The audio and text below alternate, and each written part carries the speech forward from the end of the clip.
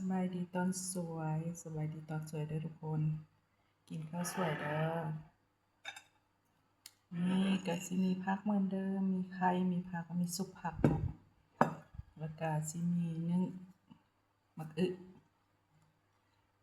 หรือว่าฟักทองแล้วก็สิมีอันนี้เป็นหมกไข่เฮ็ดไว้หลายมื้อแล้วกินบ่หมดวันนี้สิเอามากินเก็บไว้ในตู้เย็นหลายมื้อละกินให้มันหมดบ่มีผู้กินน้ำเฮ็ดล่ะกินคนเดียวก็บ่มีข้าวเหมือนเดิมเนาะอันนี้ซุปผักใส่มะนาวก็ต้มไข่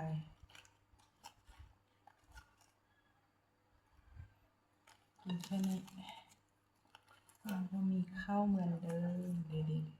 ๆใครเคยกินเลยหมกไข่ไข่ลำบากเลยไข่แห้งเนาะเขาเจ้าไข่โตเขาเจ้าจะเอามาย่องเฮ็ด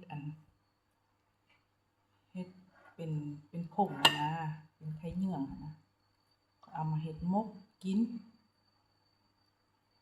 แซ่บคือกันเด้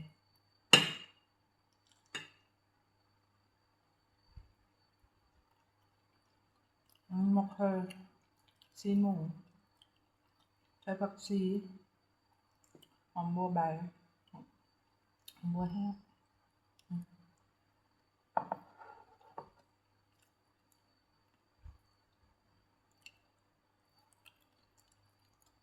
มากินกันเนาะ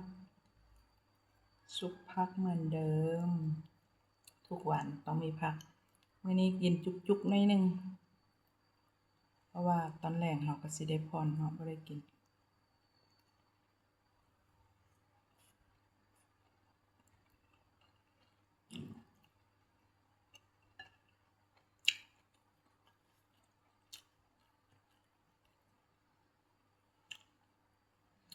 ผักก็มีหลายอย่าง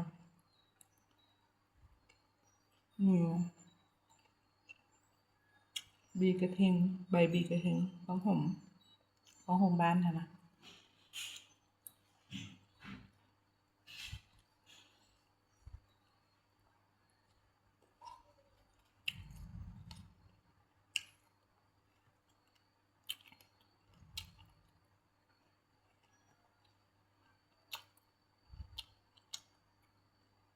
ไข่ต้ม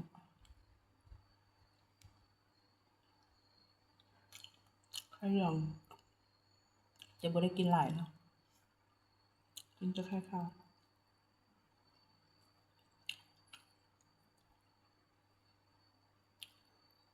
อิ่มทุกคนมีบางคนถามมาว่าอิ่มอยู่หวากินแบบนี้อิ่มอยู่ได้หมดมื้อบางเทื่อบ่กินข้าวแรงเลย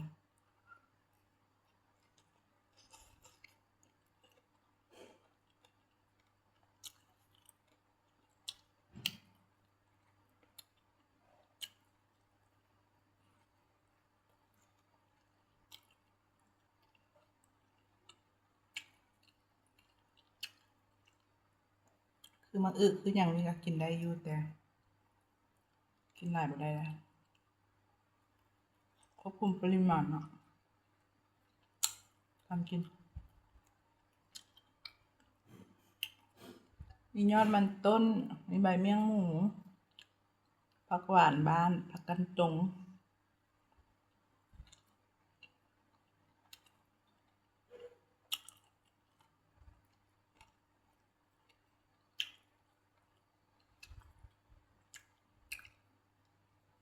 เราจะบ่กินแบบลวก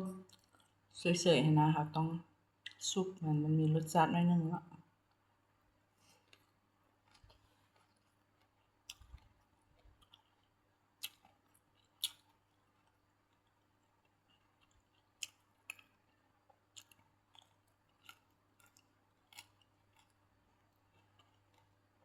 เจอกันคลิปหน้าเลยทุกคนบ๊ายบาย